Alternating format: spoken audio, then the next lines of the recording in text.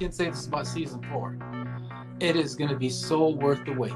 Nowhere, actually. A wrecking machine. I'll take it. I'm still figuring out my own style, Mark, actually. It was great.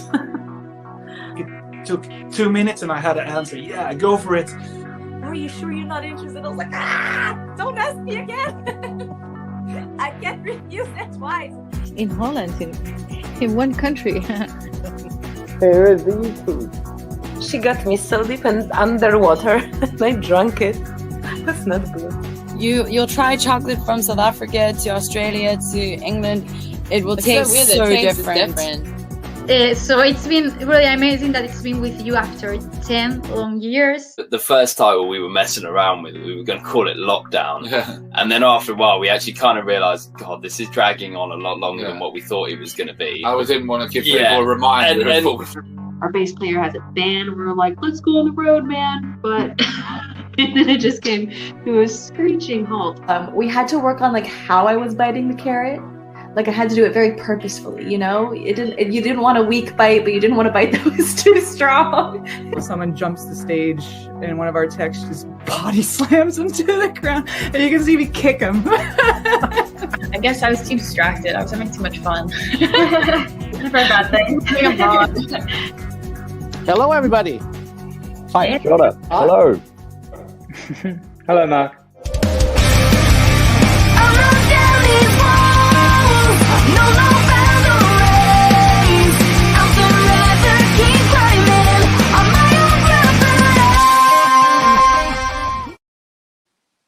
Good afternoon, good evening, good morning. I'm Mark Sugiyama from Eclectic Arts, based here in Seattle, Washington, in the United States. And thank you so much for joining me on this Wednesday, the 14th of April, 2021.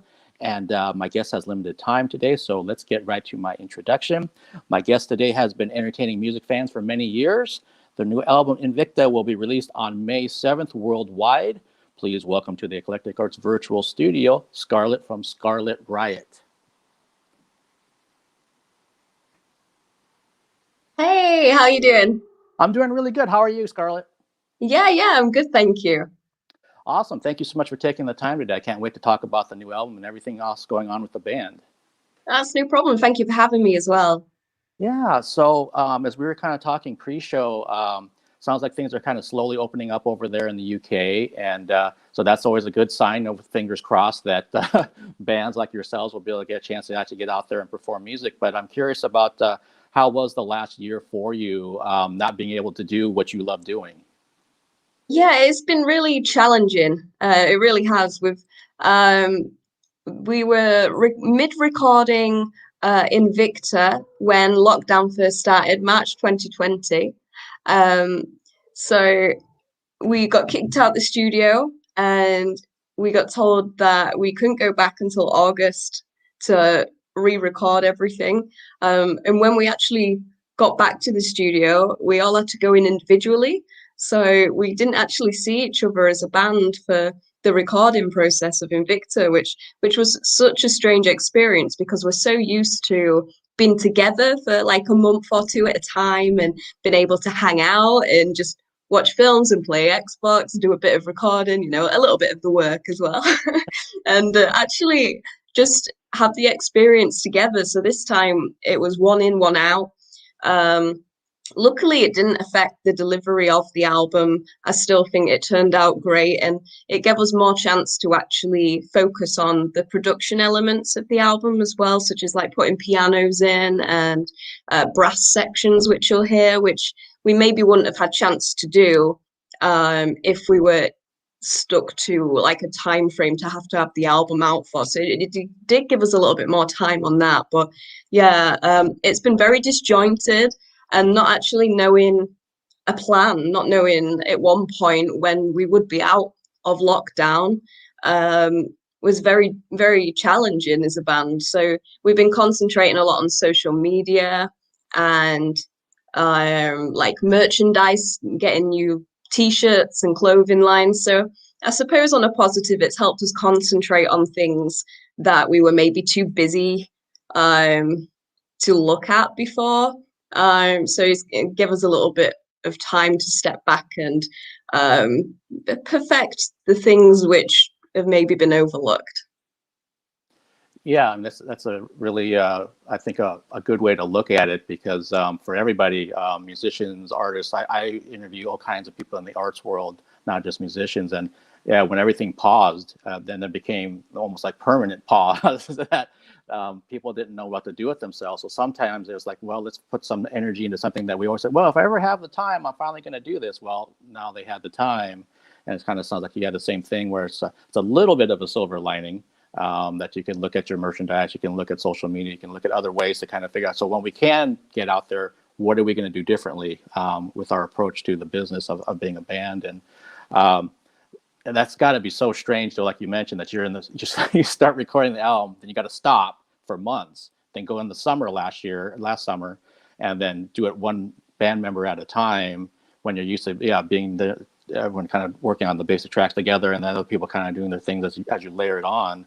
That I just talked to a band yesterday that had the exact same situation where they're like, it was so foreign to us that I'd go do vocals, and then 2 days later someone went did the guitar, and then someone went did the bass, and they said it came out well, but there was just such a weird process to them that they hope they don't have to do it that way again. Yeah, that's it. I mean, it was interesting, and it was an experience to do it that way. But if by choice next time, we would love to be together and actually have the experience together again.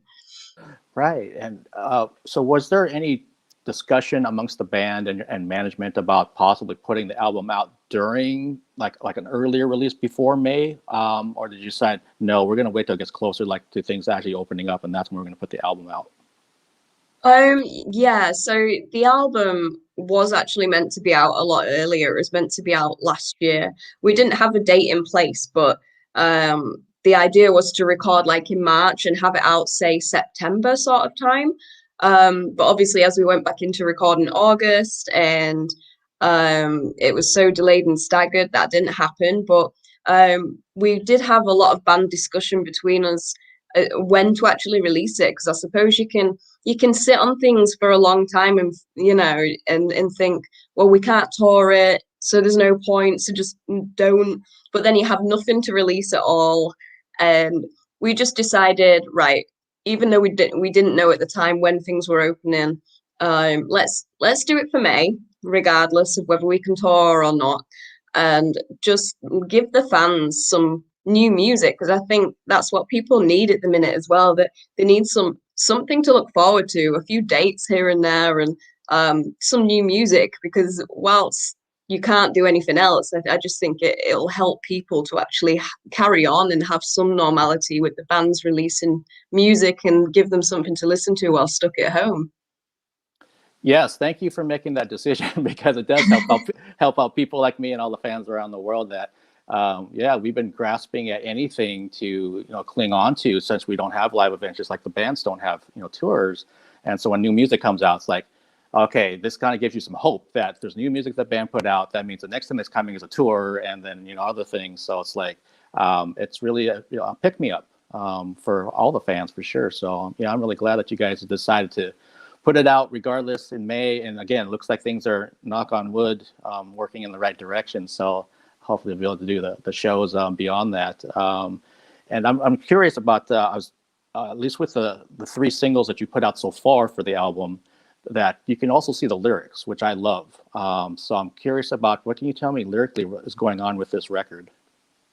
Yeah, so we wrote Invicta pretty much about the struggles that we've had as a band over the past 10 years. So whether that's been mental health issues or physical issues, we've kind of built ourselves up from scratch. So we're only from a little small town, and we've kind of fought our way to be heard. So ever since the start, we've not had like a step up anywhere, and it's taken a long time to get where we are in those 10 years, but we've fought our way through, and we've not given up, and we just you kind of fighting your way to be heard in a way, getting people to listen to you when they're like, well, I've never heard of them, so they're probably not any good.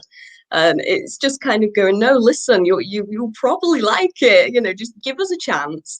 And yeah, you'll probably hear some of that in the lyrics, where there's quite a lot of it's quite energetic, and it's got a lot of anger in the lyrics, but at the same time, I always write my lyrics to make other people feel uplifted as well. So I want people to listen to the songs and be able to relate to them in their own way and have their own story about what each song's about and have them mean something to them.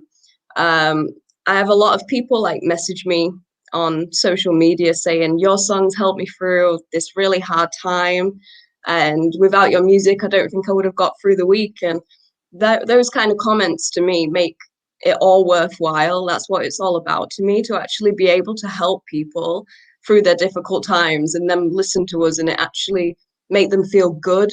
So if they're having a bad day, a bad week, I want them to be able to listen to our music and feel like just a sense of positivity. So even though we fought our way to be heard, we have written the album more on like a positive spin on it, that we're still undivided, we're unconquered, we've stuck together through all these years, and nothing's going to stop us. You know, we've got that drive and enthusiasm, and we're going to do everything that we can and not let anybody stand in our way. So yeah, I think that comes across in the lyrics, and I hope that it gives a positive vibe to everybody listening. I can say in full transparency for myself that your music's fairly new to me, and that's exactly the vibe that I got.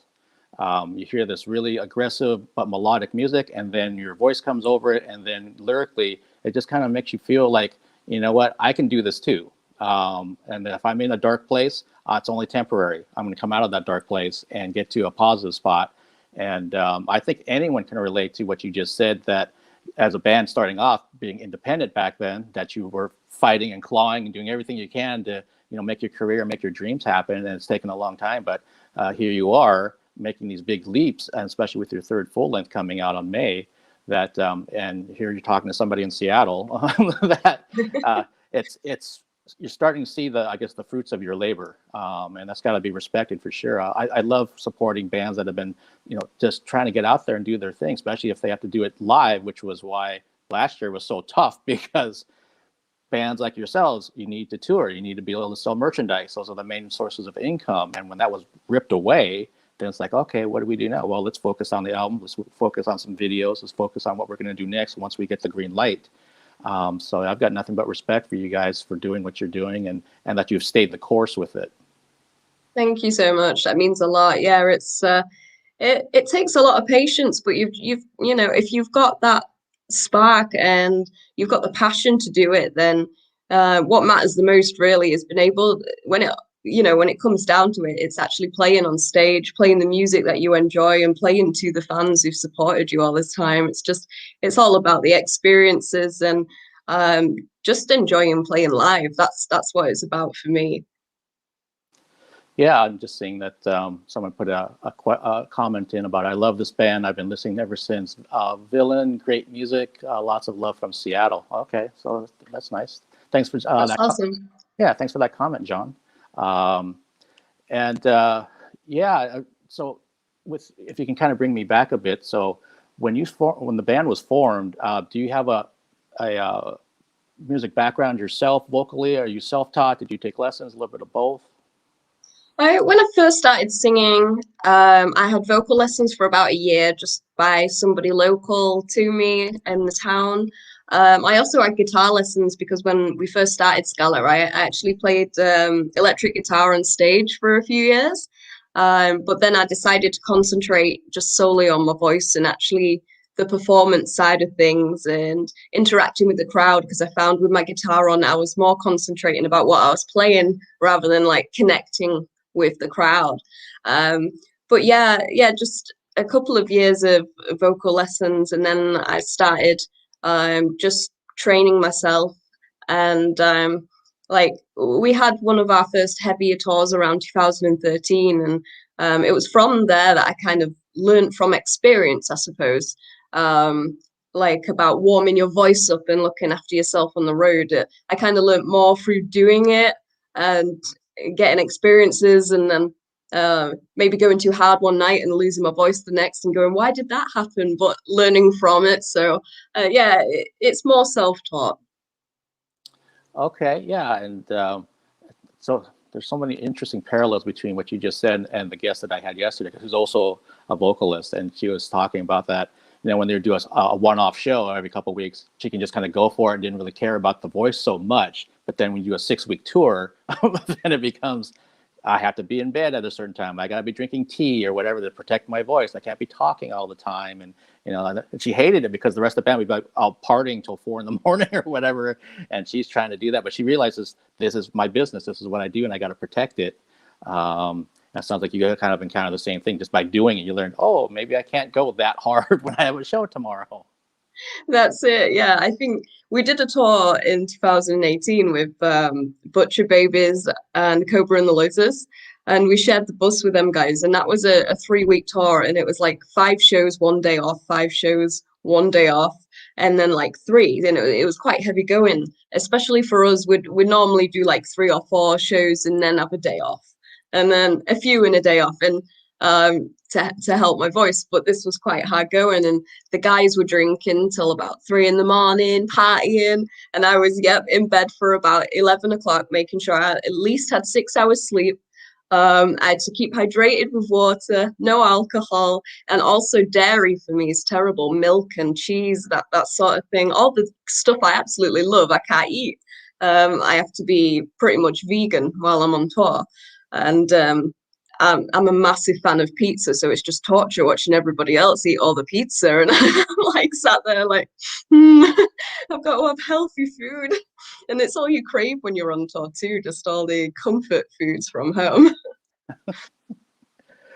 Oh, that sounds like an amazing bill, having the Butcher Babies and Cobra and the Lotus. I've had a chance to talk to Cobra Page myself, and one thing she was talking about, which I think is probably true for all singers, is the AC in the bus can mess with the vocal cords big time. Yeah, it's really drying for your throat. But yeah, that was such a good tour. I mean, all the bands were lovely, down to earth. We all got along, and a lot of girl power as well, which was awesome. Cobra's such a nice person. We still keep in touch now, so. That's awesome. Yeah, she's an absolute sweetheart, and one of the hardest working people I've met in this business. So it's really inspiring to see what she's done with that band. And obviously, you know, you guys, that would have been an amazing bill over here if we could have had the 3 of you over here. Maybe that can happen in the future. That would be really cool.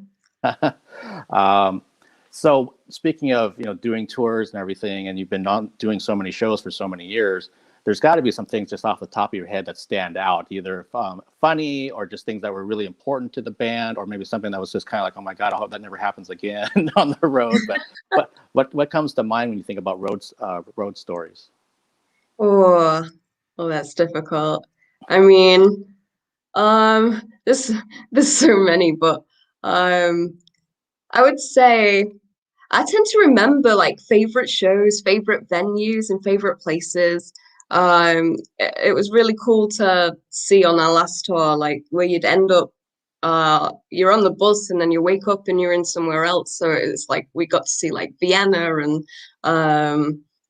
Switzerland and France, and it's just super nice to actually see loads of different places. We absolutely love it. But our poor drummer, a lot of our shows, bless him, we were having photos taken at one of our shows, and the people were asking him to take a photo with me, and they thought it was just the merch boy.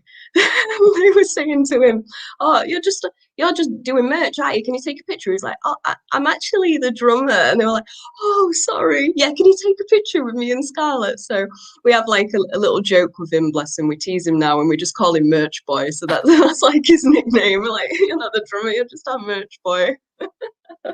Bless him. He's like, "No one remembers me." Oh. Well, I mean, it's unfortunate, but when there's a female vocalist in the band, they're going to get the attention. That's just how it works out that way. And yeah. I think of the band when Delane had come here to Seattle. There was like a line for Charlotte when she was in the band. Of course, that's changed now. And then all the guys are just standing. the whole band was in there, but there's like no one talking to them. And I went over, I recognized who they were. I went to talk to them. They're like, yeah, we're used to it. we just know this is how it is. We just kind of stand here, and some fans want to talk to us, and some of them recognize us, but most of them they make a beeline for where is she? They're looking for her. Yeah. So you have to have a pretty balanced ego, I think, if you're a guy in a band like that. Definitely, yeah. Oh my gosh. And we were talking pre-show that it sounds like fingers crossed that you'll get a chance to maybe play some shows. Is it still just pretty much a question mark that you don't have anything booked in the UK or Europe yet, or is it kind of like some preliminary plans are kind of sitting there waiting for a green light? Yeah, so we have a couple of rescheduled festivals in July, which were already happening in the UK. But apart from that, we're kind of lightly penciling things in with a plan of action, really, because we just don't want to book something and have it cancelled again. Obviously, things are opening up now, so it may just be UK based this year if we were to pencil anything in. Because I've seen a lot of Europe and USA tours seem to be moving to next year again. Like ones which were booked in, say, October this year are now moving to like April next year. So yeah, it's finding the right spot as well, I think, because I can imagine there's going to be an oversaturation of bands, like everybody wanting to go out at the same times. And obviously, I know everyone's going to want to go out and support live music, but to an extent, they can't go watch every single band, especially if there's all these clashes of dates. And so, yeah, there's a lot to be planned and discussed, really. But we would like some form of shows this year, definitely. Okay, yeah, and you bring up some really, really good points that usually before the pandemic, some bands are touring, some are in the studio, some are just taking a break. And then when all of them had to stop and then they're waiting for a green light, it's like, yeah, all of you can't go at the same time, even though you want to. Because you'll be battling for spots in the clubs and the tours, and that's assuming that the venues are still there and the booking agents have the resources and the promoters to bring you to these shows and that type of thing. And I know at least here in Seattle, we've been pretty lucky that most of the venues are still around. They haven't closed permanently, but depending on how much longer this goes, there might be a few of them that have to say, sorry, we can't make this happen anymore. So, yeah, I mean. Obviously, the fans just can't wait to be in a club, in an arena, in anything, in a theater, just to watch their favorite band play. But it's kind of like, yeah, you might have to wait a little bit longer, which kind of brings up the question that I have. So has the band considered doing live streams and or doing like, I know over here, there's some venues that are doing like 50% capacity at the show in person. And then they're also live streaming it to people around the world at the same time to pay like a $10 ticket. Is that something that the band's looking into at all? We haven't actually heard of the 50% capacity idea. But I mean, I suppose it would work. But I think if we were to do something, we'd probably just live stream over the 50% and wait until we can actually give it the full and make sure that everyone can be a part of the shows. As for live streaming, it's something that we've thought about and discussed. We haven't got any further with it yet until we know like whether it's possible for us to actually do some proper shows. But if it happens that we aren't going to do any this year and it's not going to happen, then I would definitely do a live stream for the people, especially as the album's coming out. It'd be nice to actually give them something personal and then be able to actually hear some of the stuff in like a live environment. And I think for us, we want to make sure if we did a live stream that we can do it right. Obviously paying for sound men, maybe getting a proper venue and doing it proper like the big artists do, and trying to make it as professional looking as possible, which takes quite a lot of planning as well. But if we were to do it, we'd want to make sure that we went all out and did it proper for everybody, especially if it was like a ticket paying sort of thing. Okay, that sounds good. I like the fact that sounds like you're very intentional. Like if you decide to go that route, that well, we want this level of live stream. We don't want to just put anything out there and just hope for the best. One camera or someone's phone or something. Exactly. Trying to record a band. It's like, and as we've seen over the last year, there's been so many more advancements with live streaming and multi-cameras and everything else to try to get as close as they possibly can to the live situation, which we know it'll never replicate being there in person, but it's the next best thing that we have. And there was actually one company that was doing this whole thing where anyone that bought a ticket, there was actually a screen in the venue. So there was like 200 screens. So you could actually, I was like seeing all these faces for the band when they're playing virtually. They actually could see everyone that bought their ticket on an individual screen. It was like the craziest thing I'd ever seen. Yeah, that's really cool. Yeah, and that way I think in between songs, the fans could actually like interact with the band, but they'd have to like press a button on like which screen they wanted to hear from. Otherwise, you have a bunch of people trying to talk or ask questions or something. But I'd never seen anything like that. But yeah, hopefully you get a chance to actually play in-person shows 100%, do it the way you want to do it, and have that exchange of energy back and forth and everything else that's been sorely missing from the scene. And I'm curious too, as we kind of wrap things up, because I know you got other media to do today. What kind of advice would you give a band starting out, knowing that you guys have been slugging at it so long and probably learned a lot during these last 10 plus years? What kind of advice would you give a new band? I'd definitely say have patience. It definitely doesn't come overnight. When we started, we was like 15, and I think as a 15-year-old, you're like, I want to be famous. And then by the time I'm 18, because of what I used to see on the music channels, for example, like even Avril Lavigne, for example, I absolutely loved her growing up. And by the time she was 17 or 18, she was on Kerrang TV, Scus TV. She was blown up. She was playing to thousands of people. And I kept thinking, oh, well, I'm 15, a few more years. And it doesn't always work like that for everybody, but it doesn't mean that you can't be successful just because it's going to take a little bit longer. So I'd say definitely have the patience, also have the right band members as well, because I think making sure that you all have the same vision from the start, you know where you want to go, you know what music you want to play, and you know where you want to be, really does help having the right members to start with, rather than finding out years down the line that it's not quite the same vision between other band members as well.